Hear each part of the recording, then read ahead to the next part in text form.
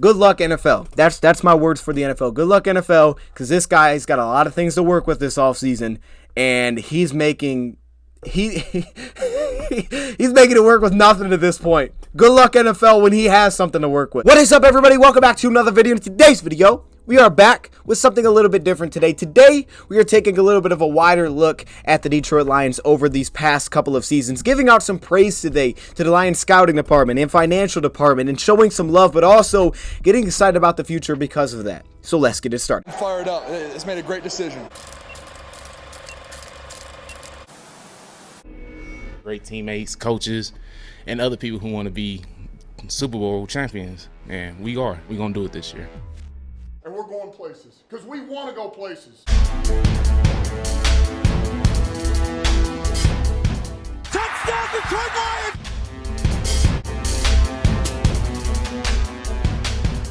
Before long, we're going to be the last one standing. Welcome everybody to another video. Glad you guys are here. Hopefully the volume is a little bit better. I noticed last video was super loud. I had to go back and edit it and try to make it a little bit quieter, but it was super loud. I'm sorry about that. Hopefully it wasn't too awful. So this one I try to lower it a little bit. It should sound a little bit better, and I'll try not to yell. Even though I get excited when doing these videos, I'll try my best. But today this one is a little bit different, but it's something that just feels necessary. Now before we get into that, I do want to first give a shout out, give some claps. Jared Goff has been named a replacement for Jalen Hurts for the Pro Bowl. So because Jalen Hurts is in the Super Bowl, Goff will replace him in this year's Pro Bowl. That is awesome. Now I'm actually going to check it out. I'll probably take a look at the Pro Bowl. Usually I don't really watch. I tried to watch it last year. I was like, this is pretty awful.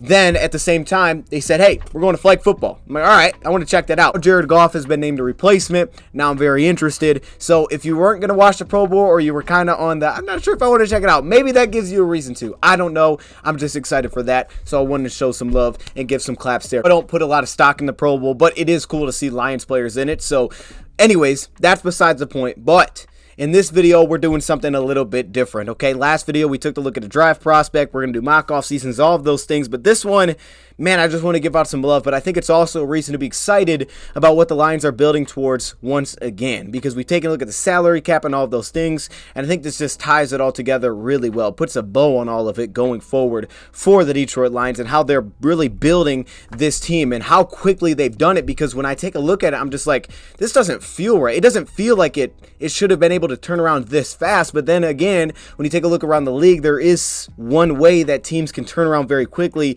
and that is by being exceptional at player acquisition. All right, what does Brad Holmes say? The player acquisition phase.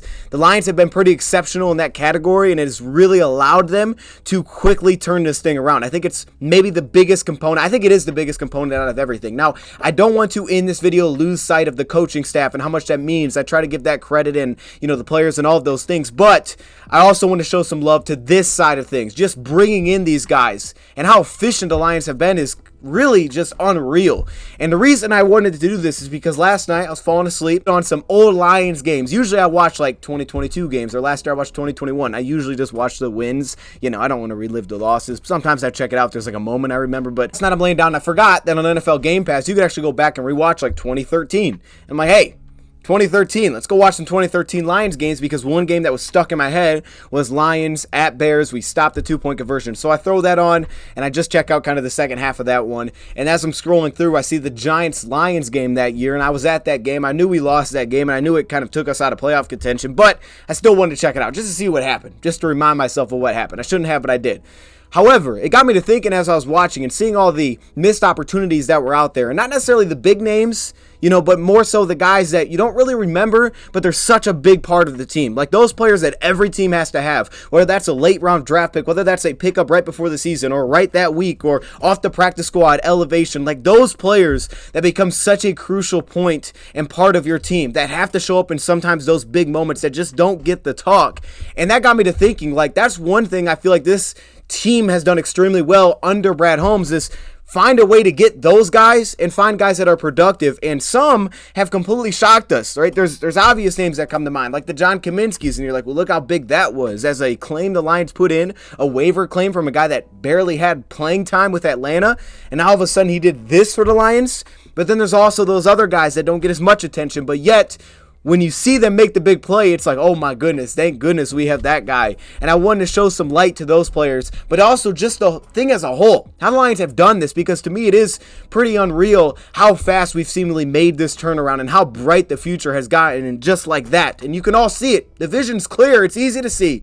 And right now, there's so much confidence in Lions fans with what we're going to do via the draft and free agency, because at this point, the rate that we're hitting on these additions to the roster seems to be just unreal. And I wanted to spotlight some of that. Not to say that it's been perfect, but to spotlight what's so exciting about the direction the Lions are going. What I'm going to be doing in this video a lot is comparing 2020 to 2022, this past year, okay? We're not really looking forward as much in this video, even though it all does tie forward, okay? That's most of the videos, but this is comparing this past year's roster where the Lions turned it around. They went 9-8 on the season to 2020, and how fast that turnaround has been, right? 2021, they talked about laying the foundation, the amount of dead cap we had, and the struggles, the light free agency we have.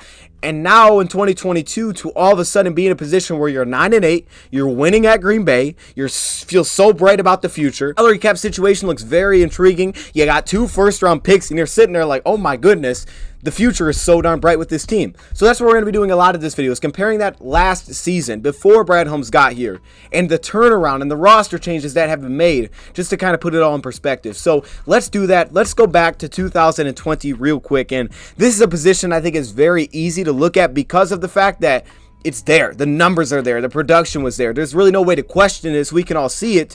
And when you put it on paper, it's even more impressive. And this starts with the offensive side of the ball and how the offensive side of the ball went from in 2020 being a team that could pass the ball, really couldn't run the football, still weren't scoring well enough, to all of a sudden this year looking like one of the most complete offenses in football. The pass game takes off. Goff has arguably his best season of his career. We just said he's a replacement for the Pro Bowl, which is pretty awesome. The run game is like all of a sudden here. And I will give credit to the pass regime. Like, obviously these weren't all additions of Brad Holmes. In some spots, like maybe the offensive line, it was pretty close. The left side of the offensive line was basically there. He just needed a little bit more, a couple tweaks, and all of a sudden the run game takes off. And Brad was able to just flip those switches to make that happen. I say Brad, meaning the entire scouting department, all those guys that are involved, of course. But let's start with this first. Let's start with the receiving core first for the Lions from 2020 to 2022, because if you go back, put yourself back in time, 2020, we're talking about one big decision the Lions would probably have to make financially. Were they going to re-sign Romeo Okwara or re-sign Kenny Golladay? It felt like only one of those would be possible for the Lions. Reportedly, it came out there that afterwards, a year later, that the Lions actually had discussions with Golladay. Reportedly, they offered him a big-time extension. He declined that. And then when Brad Holmes came in, they said they had definite conversations about bringing him back, trying to trade him. However, ultimately, he ended up just walking in free agency. And we know that he got paid big time with the Giants. It's very well known across the league that hasn't really worked out to this point. $18 million per year to be exact. I'm going to use that a lot in this video, per year on average, instead of going into cap hits, things like that, because you can set up contracts many different ways, but in per year, in terms of just when you separate it, so in Galladay's case, 4 years, $72 million, $18 million per year is what I'm going to use to kind of just showcase the numbers and make it very simple in this video. And Kenny Golladay got that. He got this massive deal with the Giants, and as you guys can see on the left, the production just hasn't been there. Since in his time with the New York Giants, 23.7 yards per game. That's what he's put up per game. So that doesn't include the games that he missed. It's only the games that he played, and he's only produced 23.7 yards per game. And I'm going to be using numbers like that a lot in this video to really showcase that, let's not focus on the injuries as much as when they're out there, how many yards per game are they actually producing? What kind of numbers are they putting up? And obviously it hasn't worked with Kenny. So for the Lions side, it looks like it was probably the right decision. You could easily look at it and take a look at the entire numbers and say it was clearly the right decision, but I wanted to go beyond just Kenny Golladay here. Let's take a look at the entire thing as a whole. So the one guy that has majorly replaced the production that we had with Kenny Golladay back in 2020 and before. His best season, obviously, you can see with the Lions, was 74.4 yards per game, is Amon-Ra St. Brown, who has produced big time for us. In the 2 seasons that he's been here with the Lions as a rookie and a second-year player this past year, 62.8 yards per game. And his best season was this past year, 72.6 yards per game. And obviously there you can also see the financial difference, $18 million per year versus St. Brown's rookie deal, which aligns to $1.066 million per year. That's going to slowly increase, but it's not going to get super expensive, meaning that because of the fact that he was a 4th-round pick. Then you also go down to Marvin Jones Jr., who's been pretty productive with the Jacksonville Jaguars, but he signed a deal that had him getting paid $6.25 million per year on average with the Jaguars. And with Jacksonville, he's put up 41.2 yards per game. Meanwhile, for the Lions, they went the route of ultimately picking up Josh Reynolds that we picked up kind of out of nowhere, and all of a sudden he's been huge for us. Maybe one of the best examples of that is Josh Reynolds. We picked him up through the waiver wire. In 2021, the Lions are really struggling at the receiver position. All of a sudden, Josh Reynolds becomes available, and maybe the Titans messed up here twice, but he becomes available. The Titans didn't need him. He wasn't playing. Let him go. Lions have a good waiver order, so they claim him. They pick him up, and immediately we saw the impacts of this guy in 2021, what it meant for Jared Goff. 19 receptions, over 300 yards, 2 touchdowns. It ultimately led to an extension for him, and he came in and it was like, this is the number one guy on the outside, and it helped everybody. And the Lions kind of got a taste of that. And with the Lions, he is averaging 37.3 yards per game, which is very similar to what Marvin Jones Jr. has been putting up with Jacksonville. A little bit less, but very similar. And you can see again the contract points there. It's about half of what Marvin Jones is making now for Josh Reynolds because they have extended him. We're looking at $3 million per year. He's also under contract this next season as well. Khalif Raymond, who's also under contract this next season. I think this is a great comparison because we let Jamal Agnew walk as well. A lot of this wasn't maybe the Lions' choice as much as it was we just didn't have a lot of money. But the ability to spend much less money and find guys that replace them without really seeing a drop-off is what makes this so incredible. Because we're going to take a look at the dead cap here in a second, and you're going to see the Lions haven't had a ton of money to work with because of the situations that they've been in, and slowly they've dug their way out of that, and all of a sudden the future looks extremely bright because of that fact. But you take a look here, Jamal Agnew, Jacksonville really didn't come in as a big-time receiver, so he's only averaged 16.6 yards per game. So clearly, Khalif Raymond has him beat there at 36.1 yards per game. And this past year, he was very productive for the line, and he has been very productive for the line. So clearly, Khalif Raymond blows him out of the water there. But how about the special teams? Because that's what Jamal Agnew is known for. He's bringing the special teams to the table. And while, yeah, he's made some very impactful plays for them, if you break it down and you take a look at punt returns, which is, Jamal Agnew, he gets a lot more attention, I would say, in the kick return side. But if you take a look at punt returns and just separate those because Khalif hasn't been our kick returner, he's our punt returner. Khalif averages 12.2 yards per punt return. He had his first punt return touchdown this season. That is compared to 7.8 for Jamal Agnew. So Khalif gets the win there. Now, if you want to throw the kick return side in, you have to throw another name. This past year, Justin Jackson, whereas Jamal Agnew has, since he's left the Lions, averaged 24.9 yards per kick return. Justin Jackson this past year averaged 26.7 yards per kick return. And you can see his contract numbers per season, $1.035 million. He only had the one-year deal. He's a free agent. But even when you combine Khalif Raymond's per year and Justin Jackson's, is still less than Jamal Agnew, yet the Lions are getting more production in receiving, kick returns, and punt returns. It's incredible. I have to throw in this one. Now, this one's a little bit different. It affects it differently. But just to give you an idea, the Lions traded away TJ Hockenson. That trade, the Lions gave up TJ Hockenson and a 2023, so up this upcoming year, 4th-round pick, a 2024 conditional pick, in exchange for a 2nd-round pick this season and a 3rd-round pick in next year's draft. But the biggest thing to that, to me, is that the Lions have still produced. Now, it's changed, and we talked about this before. I won't go too deep into it. Clearly, the targets have completely changed, right? With Minnesota, he's getting much more targets, and when he left the Detroit Lions, much less targets for us went to the tight end position. We took a look at this, as you guys can see here, the production and just the targets as a whole. With TJ Hockenson, 6.1 targets per game. Without TJ Hockenson, you can see how that's really dropped with Brock Wright, 1.8, Shane Zylstra, 1.9. So while it's been a less part of the offense, there's been less total targets going to that direction, and now different guys have had to take on a bigger load, like St. Brown, like the red zone production, which really hasn't dipped. Josh Reynolds has stepped up in that department. St. Brown has been key in that department. The Lions were the 4th best team in red zone percentage in terms of converting into touchdowns. You also have the fact that opens up $9.3 million in cap space for the Detroit Lions this upcoming season, as that's what it would have been for TJ Hockenson. They also get better draft capital in return, and on top of that, one of the shocking numbers that I came across is TJ Hockenson actually averaged, I didn't believe this when I saw it, he actually averaged more yards per game with the Lions than he is with the Minnesota Vikings. He's getting more receptions per game with the Vikings, 6 to 3.7, but he actually averaged more yards per game when he was a Detroit Lion this past season. That blew my mind. But then to also pile on top of it, and this isn't a hate on Hockenson or anybody like that, that's not what this video is for, but it's to show how well the Lions have done. To pile on top of that is, after and before the trade, you can see, in terms of yards passing per game, it's actually increased since TJ Hockenson has been traded away. 253.4 yards per game versus 251.8 yards per game. Now, there's way more that goes into that. DJ Chark returning, Josh Reynolds returning, Evan Brown being healthy. There's other factors that go into that for sure, so I want to make sure that's clear. However, it still shows the Lions have been productive. And then finally, to tie it all together, we also have DJ Chark, who has the biggest per year number for the Lions because, of course, he's not on his rookie deal. Guys that aren't included here like Jameson Williams, he's expected to be a massive part of our offense. He just didn't really play a lot this past season. DJ did, where he averaged 45.6 yards per game, and I throw that up there against Danny Amendola, who averaged 31 yards per game. And obviously DJ Chark's per year is much more expensive than what it was for Danny. 2021 was his last season in the NFL with the Houston Texans, $1.8 million contract. But we still got more production there, obviously at a much higher expense. Contract setups go into that because his cap hit wasn't that heavy for us.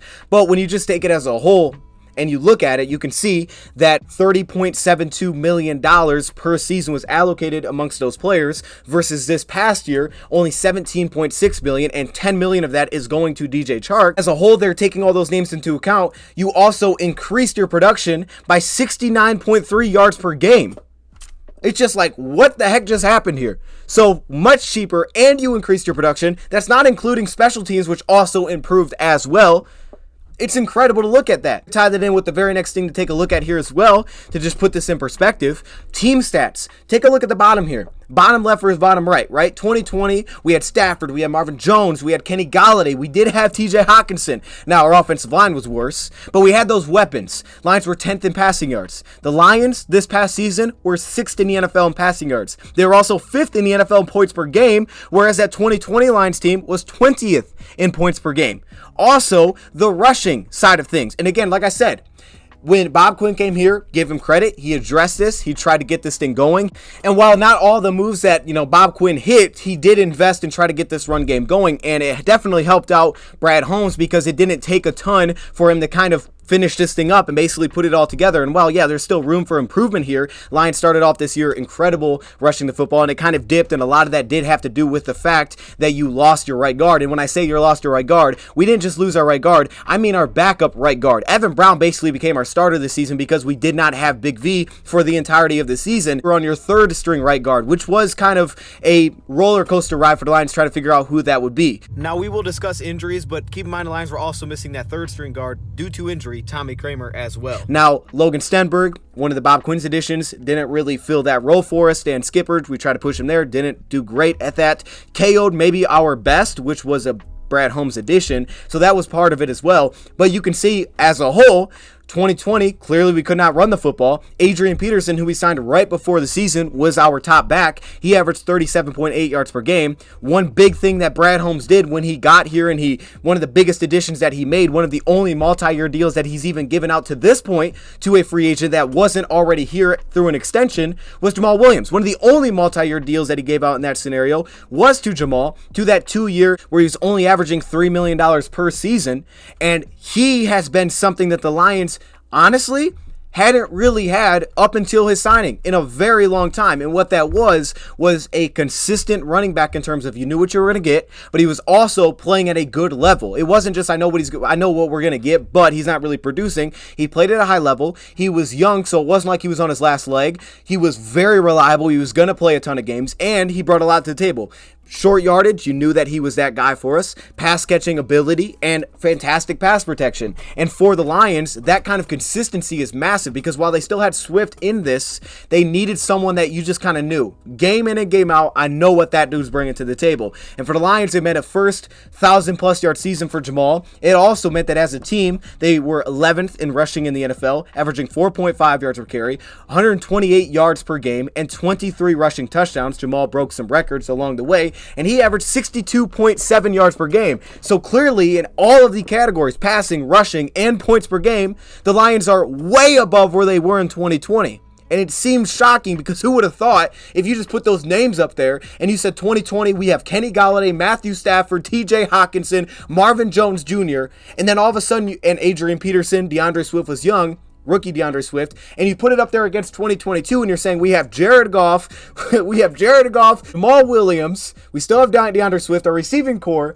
is now going to be DJ Chark on a one-year deal who did not play the entire season, Josh Reynolds, who was a waiver claim, Amon-Ra St. Brown, who's going to be our top receiver as a 4th-round pick, and we're going to trade TJ Hawkinson halfway through the season. Which one do you think is going to be more productive? It's by far 2022, and a big part of that, of course, is because one thing Brad has done here is invest in trenches, and for him, one thing that he did, draft Penei Sewell. His first draft pick as a Lion was Penei Sewell, and that shored up the right tackle position, which, if you remember, when we originally signed Big V in 2020, the idea was he was going to be that for the Lions. So we gave him a tackle type of deal, but in and out with injury, he basically became a right guard for us. So for Brad Holmes, one of the decisions that he made was, I'm going to draft the right tackle, and we're going to plop him at right guard. We'll leave him there. And he had his best season as an NFL player in 2021 as a right guard. Now, this past year, because of injury, we had to basically go to Evan Brown. And he was our starter for a majority of time this season when healthy. And what, again, is he wasn't great. He was a downgrade, arguably, from the past season of Big V. But he held his own when he was in there. He was still middling as a starting guard in the NFL for a guy that was only making $2 million. He was a re-signing because the year before he filled in for Frank Ragnow at center. So it was also a position change that he's never played, and he was still a middling guard. He's another guy that you got to add to that list. So clearly the offense, without question, took off. And give Brad so much credit because you're saving money. You're also getting a lot more production. Obviously, the coaches have to go into this as well. But to kind of tie it all together, you have to also throw in, to just put it in context, the dead cap. The Lions' dead cap that they had to work through. Meaning, in 2021, dead cap means it's a player that basically you're paying that's no longer on the roster. The Lions had the highest dead cap in the National Football League. I believe it was an NFL record in 2021. $57.4 million that they were paying to players that were not on the roster. Now, you hear that and you're like, okay, well, that's great and all, but does that mean that they were the right decisions? We're going to take a look at it and you're going to say, oh, okay, it was pretty much always the right decisions that we made with a lot of those cuts. Now, that was tough because 2021 meant we didn't have much money to spend. So our free agency class is very light. Part of our dead cap was a guy like Rashad Perriman. Most of it was not Brad Holmes' moves. Most of it was not Brad Holmes bringing in this guy and then it didn't work and we had to cut him.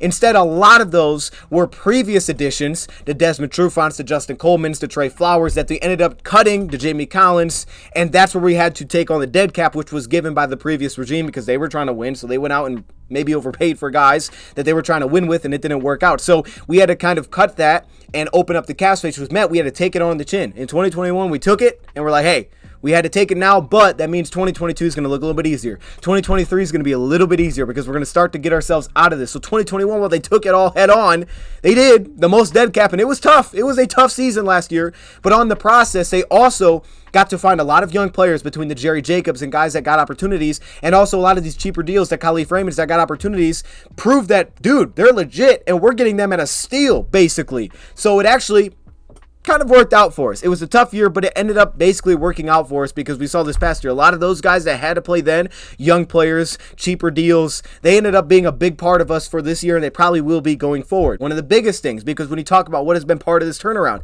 you obviously have to throw in the trade of Jared Goff and Matthew Stafford. Now, reportedly, Stafford said, hey, I kind of went out, and it worked out for both sides. I would say at this point, my opinion would be it worked out for both sides for sure. But for the Lions, they had to trade him away. So what did the Lions do? The Lions traded away Matthew Stafford. They got 2 first-round picks. They got Jared Goff. They got a 3rd-round pick as well. Ultimately, I believe tied into that was the Michael Brockers, where they traded for Michael Brockers from the Rams as well. They gave up a 7th-round pick, signed him to a 3-year, $24 million deal, and we're going to talk about that because it's really not that bad considering we have a clear out for Michael Brockers. But that was basically the entirety of the trade that happened, and that's something that you have to bring up because Brad Holmes didn't panic after a tough year one because he saw the entire picture and said, look, I know why they're struggling, but I also know how Goff works, and at the same time, we saw good of Jared Goff towards the end of the season when just a couple things were right. Another thing that cannot be overlooked, injuries play a massive part of this, and we'll see that with defense, but you also have to keep in mind Taylor Decker was healthy this past year for the entire season.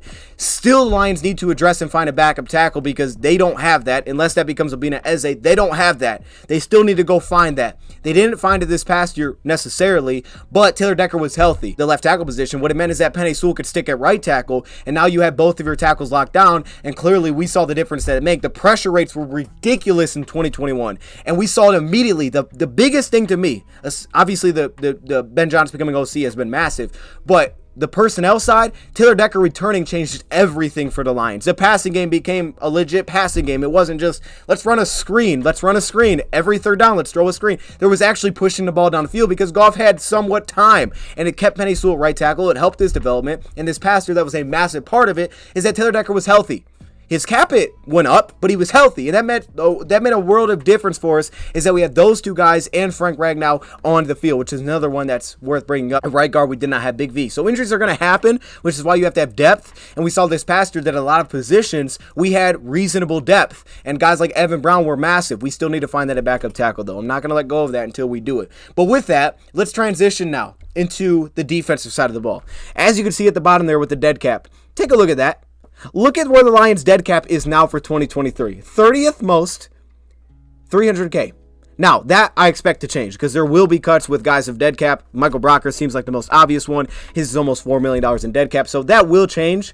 But you can just see by looking at that how different that is. And again, back to my last point with the Jared Goff Stafford trade, keep in mind the Lions had $19 million of that $57 million in dead cap from the Matthew Stafford trade. So they moved the contracts around with Goff to kind of try to even that out the best they could. But still, $19 million of the dead cap was by Matthew Stafford through that trade that they were eating for a guy that was no longer there. So that was also part of what they had to take on. But you can see, look at where we're at financially now. There is no dead cap really at all. Now that will change. Teams always have to deal with dead cap. But when it's $57 million, and you're trying to get out of a hole, it's fine to have dead cap, but you better have a replacement. And when you don't have the replacements, and at the same time you don't have money now to spend, now you're in a really tough spot. And the Lions didn't have that in 2021. So they were doing their best with very limited resources. Now that moves you to the defense side of the ball, and I think this graphic to me just displays it the best because we talked about offense. Now with defense, I'm going to throw the stats here as a whole. This has to get better. Brad Holmes said after the year, he's like, look, we ranked 32nd. Clearly that's probably what we're going to have to address, and they will address that. But you take a look at the stats here as a whole, they're not really much better than 2020. They are better in terms of they're forcing more turnovers, and they're also better in terms of much less points per game, even though the ranking side of things isn't great. The only spot that they're technically worse would be is rush yards, but you also have to remember there is a 17th game. So the numbers have actually improved in most of categories here, but still rankings aren't good enough. They need to get much better. Now, if you do want something to be positive and optimistic about, which is not just a made-up thing, it's legit, we've talked about this in the cornerback video, is the fact that when Jerry Jacobs returned, and this is why injuries mean so much and you have to have depth, that was one of the positions where the Lions tried to find depth, and one big issue for us was obviously Imani had a very rough season, and then not having Jerry Jacobs. When Jerry Jacobs returned to the lineup, it basically became a starter, basically week 9 on with the Green Bay Packers. You can see the entirety of the defensive stats here, and while still it needs work, you take a look at that and you say to yourself, okay, this is positive. 10th in passer rating allowed. Still, way too many passing yards. But first in completion percentage allowed, 14 to 10 touchdown interception ratio. We can work with a lot of those. The yards just need to go down. And then, of course, the run game. The positive on that is that we had really good stretches there where we shut down the run. I think some of that's schematic, and we also have to make sure that we contain, which improved. And then Carolina basically said, hey, we're going to exploit that again because, we see that you're playing Kaminsky, and he's standing up and playing edge rusher. Good luck with that. We're going to exploit it. The Lions had to adjust, and they did. And we saw them come back at Chicago and say, James Houston's now going to be our stand-up rusher. So is Hutchinson. We're going to put 3D linemen. And now you can kind of see the role, honestly, for Josh Paschal and what that's going to look like, in my opinion. So now everything is kind of becoming very clear defensively, whereas the Lions kind of feel like they were these last 2 years, specifically in 2021, in kind of this crisis of trying to figure out who are we, right? What do we do as a defense? What kind of defense are we? What are we going to be? Where do guys actually fit because of injuries and moving pieces in and out and trying to figure out which guys fit the scheme, players that were here with the last regime. There was a lot of just identity crisis with the Lions that feels to me like it's really, you could kind of see the outlook, and it makes it really much more easier to pinpoint where the Lions probably will address this offseason. But take a look at the defense here, and I think this is about as clear as it gets. 2020 versus 2022. Now, the names I'm getting here is using Pro Football Reference and taking the guys that started the most games at that position. So, for example, John Kaminsky, you can see I have listed here over James Houston, Romeo Okwara, and Charles Harris, meaning because he had the most starts. He had 8 starts as a defensive lineman, even though they were at different positions for the Lions. So I utilized him. So I used the guys that had the most starts. If I missed one, I apologize. But that's 11 players, most starts. And I did the same thing with 2020. And you can literally see the difference. Now, what I highlighted here is AV, which is approximate value. It's very difficult to say, did this pick bust? Did this pick work? It's hard to do that because they all can be very subjective and you can have your own take. And especially for newer guys that have been in the league 1 to 2 years, you can't really say whether or not the pick hit or bust yet because there just wasn't enough there. And a lot of times, approximate value, what affects that is playing time. So if a guy plays well but he doesn't play much, his approximate value will be a low number. So there's a lot that goes into that. It's still a projection-based thing. And a lot of times when you're drafting players, you're looking at the outlook of what are they in year 2 versus what are they in year 1, right? So there's a lot of that goes into it, which makes it very difficult because Lions have so many young players on the defensive side of the ball. That average age right there you see on the right is 24.5 years old. And a lot of those guys aren't under contract. The older players aren't under contract. So it could be even younger next year. The Lions came in this year with the second youngest roster. That's extremely young on the defensive side of the ball. So it makes it very difficult in that sense. But I used approximate value just to kind of give you a sense here. And I think we can all agree on a lot of these, but just to kind of give you an idea. And a quick note on what approximate value is. Basically, it's the value that that player adds to the team by taking their stats and also utilizing their playing time. So if you look up any player statistics on Pro Football Reference, on the very far right, you'll see a little number by their name. It'll say AV and then a number. That's those numbers that I'm using for this. So on the left, those were the players that were starters. And you can see what ultimately the Lions did. Trey Flowers, they cut him. Danny Shelton, they cut him. Pennicini retired. Romeo Okwara, one of the guys that are still left over from this, he was extended. And we'll talk about that one. Christian Jones was cut. Jelani Tavai was cut. Jamie Collins was cut. You can see the dead cap. That's the number next to it. So $6.3 million was the dead cap, just to kind of put that all together of where that dead cap is coming from. Desmond Trufant was cut. Amani's still here. He's still under his rookie deal. Justin Coleman was cut. $6.1 million dead cap. Ron Curse was cut. And then finally you have Duron Harmon, who I believe walked in free agency. I could be wrong on that, but I believe he walked in free agency. Now, what I'm highlighting on the backside is that approximate value. And as you can see, if we just go by position, I think what this does is give you the sense of, did the Lions make the right decision? Meaning, what have those players done in the 2 years since they've left the Lions? I think that's the most fair because it's not what did they do with the Lions the next season if they were here, because it may not have fit schematically. But a team that's going out acquiring that player should believe that they fit their scheme and that it's going to work for them. So what have those players done in the 2 years that they've left the Lions? What is their approximate value? That way we're not getting tons of numbers on the screen here. What's their approximate value? And as you can see, for almost every single player in comparison, the Lions got better approximate value according to Pro Football Reference, which is the big stats site. They got better value about every single addition that they've made, and it made sense that they moved on. So you can see from Flowers, his approximate value over the past 2 years is 0. Danny Shelton, 0 approximate value and 1 approximate value. Comparison to Aiden Hutchinson, who brings 8. Ailey McNeil, 5. Isaiah Buggs, 5. Right? John Kaminsky is 4. Pretty much across the board, you're getting improvements everywhere for the Lions on the right side. Hopefully this isn't too confusing. Now, there's 2 yellows on there, and what the yellows, to me, demonstrate is even. So, Jelani Tavai, we cut him. This past year, he did well when he was with the New England Patriots, so he brought a 7 approximate value to Pro Football Reference according to Pro Football Reference. And approximate value is just calculated by statistics and playing time. So that matched up with Alex Anzalone, who had a very good season with the Lions. So those two were even, which means, in my opinion, he didn't downgrade there. Now, Tavai didn't fit the scheme, so that wouldn't have made sense to keep him. But at the same time, he has worked with New England. However, Duracell did really well for us, so we didn't downgrade at that position. And then the other one is Kirby Joseph, where you can see Ron Curse has done well with Dallas. But Kirby being a rookie, a lot of that is affected by playing time. He has been extremely valuable. He's going to be one of the most valuable safeties in football, if he's not already. It's just that he didn't have enough playing time for that approximate value to be higher. For example, James Houston, he was only given a 2 according to Pro Football Reference, which is very wrong, it feels like, because he had 8 sacks, but the guy didn't play very much. He had less than 100 pass rushing attempts. If he'd have played more, that number would be way higher, and clearly we know that we hit on that pick. It's just the fact that he hasn't played enough. But the only guy that technically has a lower approximate value across the board there is comparing Duron Harmon to Deshaun Elliott, and that's 4 to 5. Not a very big difference. Elliott's no longer under contract, and Duron Harmon has done fine with the Las Vegas Raiders. But that just gives you, I think, a representation of, okay, so Lions aren't just cutting players and it's dead cap and this and that. actually, these moves have been beneficial across the board for the Lions. But what's clear is that the Lions are extremely young. And I think there's another thing that's very clear here when you really take a look at it. And we'll tie this all together. How about the fact of injuries? Now, I'm not trying to use this as an excuse, but I think it's something that you have to think about. We've spent a ton of money in free agency. A lot of it has been building through the draft. But in free agency, where we have seen the Lions spend money is through extensions and re-signings.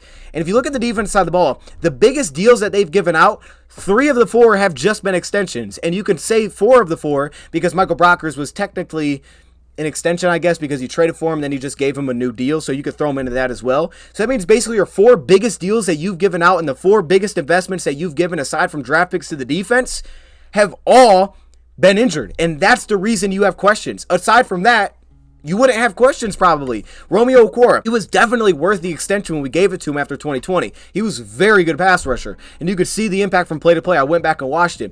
But obviously the injury in 2021, which cut his season extremely short, and then that lasted mostly through the entire 2022 season, it's the only reason you have question. And I could legitimately see this guy being cut. I could see that scenario because he saved $7.5 million. That would obviously add $7 million dead cap. But the reason I say that, and we'll probably talk about this more, is because if you think about it, we drafted Josh Paschal this past year's draft.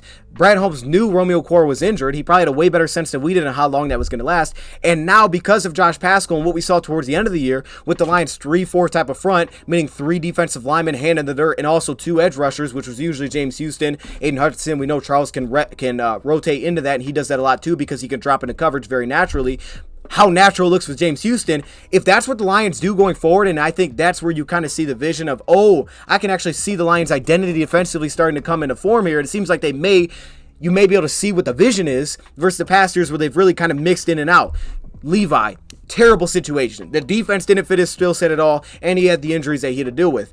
But you can kind of see it now, and because they're drafting of Josh Paschal, who I believe is that 4-eye to 6 technique for the Lions, hand in the dirt, will get matched up inside or outside an offensive tackle, not be necessarily your stand-up rusher unless you need him to, or there's certain matchups that you like for that. There could be a Romeo Okwara potential cut, but it's just because of the injury there. Charles Harris, basically the same thing here. Emerging James Houston potentially makes him flexible in terms of maybe there's a cut potentially on the way, but I think he can fit into that scheme if he can play a stand-up edge rusher position more naturally than Romeo Okwara. And on top of that, Romeo, I'm worried about him because when I watched his 2022 in the games that he came back, he just didn't look right. I get he had 2 sacks, but they weren't like, oh, he beat the guy. They were basically, the guy just fell into Romeo Okwara. There was nothing that really looked great there from Romeo this past season. We'll see. Hopefully he gets healthy because he was a dog when healthy.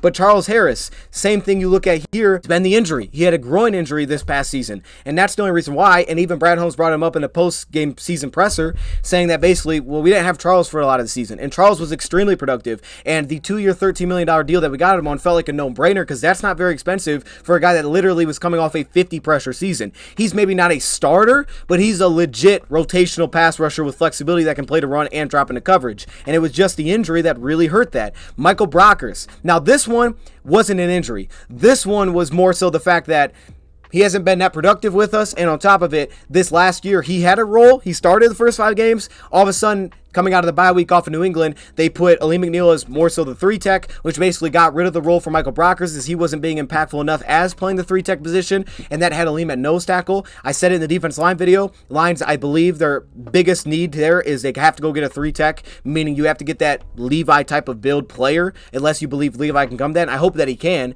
but I think if they're going to address defensive line heavy, it's going to be a 3-tech. That way they can push Aleem McNeil back to nose tackle. But what that basically does is it makes Michael Brockers very expendable. Grateful for what Michael Brockers has done for the Lions, but what's great about this side of it is that you have a clear out in his deal. So while the last 2 years, I think it's been fine, you have a clear out now. You could save $10 million with a cut and only under $4 million in dead cap. That's probably, to me, going to happen. And then finally is Tracy Walker, one of your other big deals. He got a 3-year, $25 million deal, which is $8.3 million per, and that was coming off of his career season, and he only played 3 games this past year.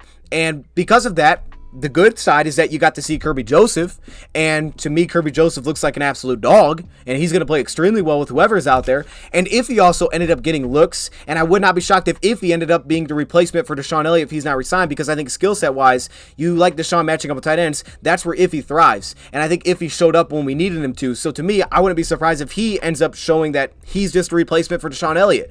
But your 4 biggest deals defensively have been basically injuries, and Michael Brockers probably won't be here next season. Excitement about that is that basically any of your legitimate investments aren't playing. Aside from that, you're basically just relying on, as we saw from that past graphic, either very cheap free agents or rookies. That's basically who's playing for you. It's waiver wire players like Kaminsky, who, yeah, he played well. Don't take it away from him. Isaiah Buggs, who was literally signed to a sub-$1 million deal for the Lions. It's Benito Jones, who was a waiver wire claim right before the season because he hadn't really played before that. It's those guys. It's Malcolm Rodriguez as a rookie who played really well. It's Duracell, who had a career season for the Lions. It's Jeff Okudah. It's an undrafted free agent, Jerry Jacobs. This isn't hating or anything. It's just the fact of the matter is the Lions, their money investments aren't healthy. And it's hard to say, well, I blame Brad Holmes because these aren't like that. Oh, we knew that was going to happen. We knew Tracy was going to happen because that had happened to him historically. Or we knew Romeo was going to get hurt because he has a previous history of that. Like, that wasn't the case. We knew Charles was going to go down. Like, we didn't know that. It just happened. And that's football, which is why you have to have depth. And if there's one thing to be excited about is the Lions have done an incredible job at finding depth when they need it. And we're going to take a look at some of those names to finish this thing off. That's what's probably even more exciting about defense is they're not even really having their investments play there. Their extensions, their re-signings aren't even playing to this point.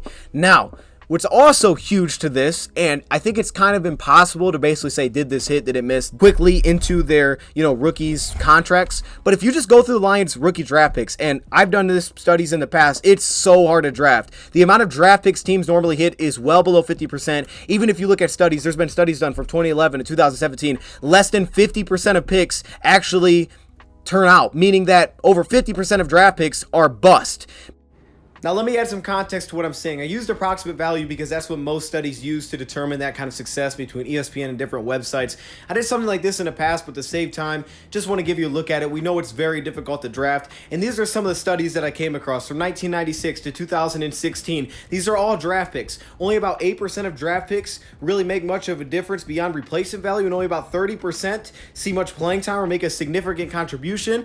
This is the one I'm talking about in the video. From 2011 to 2017, 49% were deemed successful first-round picks. I used approximate value because this is just saying with an approximate value of 5+. That's it. If they had an approximate value of 5+, it was a success. So that's how difficult it is. Look at Brad Holmes' draft picks. It's too early to say whether or not some of these guys are going to hit or miss, but there's some obvious ones. 2021, Penei Sewell, obvious hit, one of the best tackles in football. Levi, he's probably the biggest guy that comes into question when you look at this entire draft selections that Brad Holmes has made. And again, he had the worst storm for him in his rookie season, and he has a back injury. So I don't know what it's going to turn into. It may not work out. I hope that it does. We're not completely sure. It's probably the most unlikely to work out, so that one could end up being a miss. Aleem McNeil, that one's a clear hit. He was an animal this season. Iffy. I think he may end up replacing Deshaun Elliott. I like Deshaun. I'd love to have him back. But I'm saying I can see the vision for his role going forward as that third safety with Kirby and Tracy holding it down and him coming out there as a third safety. St. Brown. Obviously, he's a hit. The Lions literally,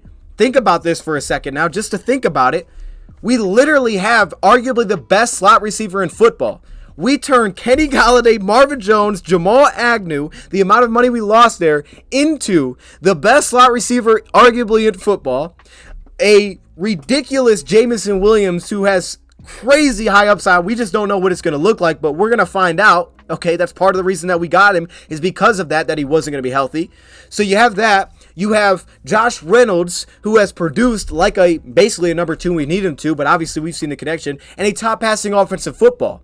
It's unreal. It's crazy. It's mind-blowing to me. Derek Barnes, kind of still in the wait and see. Obviously, we started to kind of figure out what his role is going to be. He is kind of just a role linebacker at this point. But at the same time, keep in mind, he's a 4th-round pick, so we'll see. And then Jamar Jefferson, 7th-round pick. A lot of times, these guys don't even make the roster. One thing you can say about Jamar, he was impactful in 2000 in his rookie season for us. He was a big-time piece for us at times in that season. And he had some big games like Pittsburgh, where he was huge. And also, he was injured in that game. But he at least showed up, and he made an impact for us that season. How about 2022's Aiden Hutchinson? It's a clear hit. Jameson Williams, we'll see. A lot of people anticipate that it will be, as do I. We'll see, though. Josh Pascal, I get it. He didn't play a lot. I think I see it. I believe I see it. If you ask me my opinion, do I see it? I see it. I think he's going to be a hit for sure. I think so. It's just he needs more playing time, but I think his role is now kind of clear. I didn't know what the heck we were going to use with this guy. Truly, when we drafted him, I was like, I don't really know what his role is. I think his role has become kind of clear to me, and I think the Lions are going to look at a lot of what they did at the end of last season, and he'll probably play a lot of the hand in the dirt 4-eye, between 4-eye and a 6 technique, and he may move around from that and then kick inside on pass downs. His role seems clear to me. I think he's going to be a hit. Kirby Joseph, he's a hit. James Mitchell, okay, we'll see on that one. That one's just not enough, but if even he's just a role tight end for us, that's fine. Okay, Shane Zilsterbach, right, they've all held it down there. James Houston, he's a clear hit. He just hasn't played enough, but he's a hit. Any dude that has 8 sacks, and I get sacks, I don't try to do too much with sacks because some of them, like, okay, it's not really you beat anybody. You just kind of fell into the sack. Like, Romeo's 2 sacks weren't crazy impressive to me. He kind of just got them. But he still had 8 sacks and less than 100 pass rushing snaps. He's a hit, all right? And then Chase Lucas. I get it, he hasn't played yet, really at all. But I wouldn't be shocked if he's our starting slot. I did that in my cornerback video. So while a lot of these you can't really put numbers to it, the amount of draft picks we're hitting on, the amount of free agents that we're hitting on, and then finally to tie this thing all together, I just put together a list here. Just an appreciation list, sort of. Depth heroes. These are the guys that just, when you need it, someone pops up that you didn't anticipate. They come off the practice squad. They're signings that were completely overlooked. They're just the undrafted free agents. And this doesn't include a lot of players. These are just some of them. This doesn't include Jerry Jacobs. At this point, we all assume, like, hey, you can win with Jerry as a 2. But he's a very nice outside cornerback for us. And I like him as a depth guy. We all know that, but he's still an undrafted guy. It's easy to forget. It's also easy to forget AJ Parker was undrafted too. I mean, we really hasn't, there's certain positions like cornerback that we really haven't invested on legitimately. Like, if he was clearly going to become a safety, because they could have kept him at cornerback after his first season. They moved him to safety. They're like, look, that's division for him. So they really haven't addressed cornerback at all. They haven't technically used a draft pick for cornerback aside from Chase Lucas as a 7th round pick. And still, Jerry Jacobs is going to be part of the future. AJ wasn't. It was still fine for us considering that he was starting at undrafted free agent, and he did beat out 2 veterans in Corn Elder and also Nickel Roby-Coleman. And then also you have, again, Chase Lucas, who I believe may start at slot this upcoming season. But look at some of these guys now. Tom Kennedy. You can point to moments of some of these guys when they were big for us. Tom Kennedy, Chicago, literally made the biggest play arguably of that football game, set us up to go win that thing. Tom Kennedy balls out every preseason. We keep him around. He made the roster in 2021. This year he didn't make the roster, but he stuck on the practice squad. The guy had 145 yards on 8 receptions, and he just had those key plays for us. He's not a starter. He's probably not someone you want on your roster throughout the season, but when we needed him, he's shown up. Josh Reynolds, that one's obvious. That one doesn't need any explanation. We know what he's meant. He changed so much of the complexion of 2021, and now he's part of the team probably going forward. John Kaminsky, this dude was massive this year. One of our best defensive players, arguably our best defensive lineman. 4 sacks, I wouldn't say he was, but he was outstanding. He could play the run. He's ridiculously versatile. His effort's outstanding. 4 sacks, 17 pressures. Dude's awesome. Awesome stunt player, and he was literally a waiver wire claim. Craig Reynolds, what he was for us mainly in 2021 when we picked him up. Netflix, he came in less than 48 hours before the preseason kicked off, and he dominated the preseason. Then 2021, towards the end of the year, we're like, oh gosh, we don't have any running backs. Jamal hits the COVID list. DeAndre Swift is injured. Jamar Jefferson ultimately got injured as well. And all of a sudden, here comes Craig Reynolds, lights up Arizona, 100 plus yards, 26 carries, lights up the Denver Broncos, 80 plus yards, 11 carries. And still, he was brought back to us. He just had an injury this past year. This is exciting because this is going to happen every year. You're never going to be completely healthy. It's just not going to happen. You're going to have to do things like this all the time. You got to find someone. Maybe you have connections with them, maybe you don't. You're going to have to find them during the season. You're going to have to find them right before the season. You're going to have to find these underrated gems that are going to help you, that are going to do enough, that aren't going to sink the ship. And maybe they're not great players and not all like, oh, they're diamonds, but they're not going to sink the ship, and they'll have like a 1 or 2 play that's like, oh my goodness, that was massive. Thank you. You're like the unsung hero here. And you're going to every team has to do that. And the Lions have had a really good history of doing that. Not every guy hits. Trinity Benson is arguably one of the biggest misses. I mean, aside from injuries, you could argue the biggest miss, Brashad Perriman maybe, is Trinity Benson, because he gave up draft picks, which wasn't much. He gave up a 5th round pick and a 7th round pick, and he got a 6th round pick at Benson. You basically gave up nothing there, and there's really no cap repercussions. That's one thing as well. He hasn't put us in bad cap spots either, right? He hasn't missed on a really like, oh gosh, that's a reach there, and then it doesn't hit and he has to cut the guy. That hasn't happened, okay? He's had to do that with previous players, previous dreams. Hasn't happened with him, though. You could say Brockers, but his cap hit, to me, the dead cap isn't big enough. Romeo may be the closest thing if he ends up getting cut, but again, it's more so just of an injury. It's not like he wasn't worth the re-signing. It's not like he didn't look like he was worth that kind of extension, and the price point wasn't that bad for a really good pass rusher. It was just unfortunate at the injury, and hopefully he can recover from it. But in terms of giving him money to a guy, and this is Brad Holmes banking on his ability to draft. Seriously, because he's not putting out these huge deals. He's banking on we're going to draft, we're going to extend, and we make a couple hits here and there. And I think going forward, you may see some trades or you may see some short-term veteran deals, right? But he hasn't went out and got the 26-year-old to a 4-year deal, $100 million. He's bet on himself being able to draft to improve this team. And that's the point, is that not only being able to draft, sign UDFAs, claim players off the waiver wire, to literally improve this roster without giving those kind of deals out. That's arguably our biggest miss. It's not really a miss. I mean, you gave up a 5th and a 7th for a receiver and a 6th-round pick. That's not much of a miss. I'm okay with that. I'm okay with taking a risk because we had literally no receivers coming into that year. Isaiah Buggs. This dude needs to get re-signed. I mean, I'll just say that. The guy can start. Benito Jones, so underrated. Check out my defense line video. So underrated, right? We claimed him because we needed girth. We needed girth right before the season. The guy literally had one solo tackle coming into joining the Detroit Lions, and all of a sudden he's pushing the pocket, he's making plays, he's flashing. I can vividly remember flash plays of this guy. Maybe because I just did the video, but I can. Backup offensive lineman. Still need backup at the tackle, but Evan Brown was basically a starter for us, and we gave him a $2 million deal to be a backup center. Think about that. He became our backup guard. Tommy Kramer, an undrafted free agent pickup, and there's a lot of those that you can point to. Anthony Pittman, he's still with the team. Without T. Jackson, Shane Zylstra, James Mitchell, Brock Wright. Shane Zylstra just keeps getting a look, and it's like, okay, why? But then all of a sudden he shows up. 3 touchdowns in 1 game. Brock Wright, he's just Mr. Consistency. None of these guys are great, but they don't sink the ship. You can handle it with them. And that's what they did last year. They did what they were supposed to. They ran flats, they ran drags, they ran a couple leak routes, and they caught some passes towards the goal line. Nothing crazy, but they did what they had to do. CJ Moore, mainly you see him on special teams. We picked him up off the Texans practice squad, and he came in and he made an impact for us. He had a huge first down pickup on a 4th down on our side of the field on a fake punt. Juju Hughes, he signed to a futures deal after last season, came in this year, and again, we talk about not sinking the ship. He wasn't great, but he was solid. He wasn't a guy that you could consistently exploit in the back end. Again, now he was part of the touchdown that we gave up to Minnesota. That's true with Mike Hughes, but he wasn't exploited consistently. He played solid football. He had his career season with us after having barely played in the past. And Jared Davis, I'll even throw him into here. The guy literally signed with the Giants to be a starting linebacker. Okay, that means something heading into the playoffs, but more so, he didn't play a lot for us, but when he did, Chicago, you can remember good plays of him. He played solid. He was like, oh, it's not bad. He's playing fine. It just wasn't a big role, but that's what we needed him for because we were light at linebacker that week.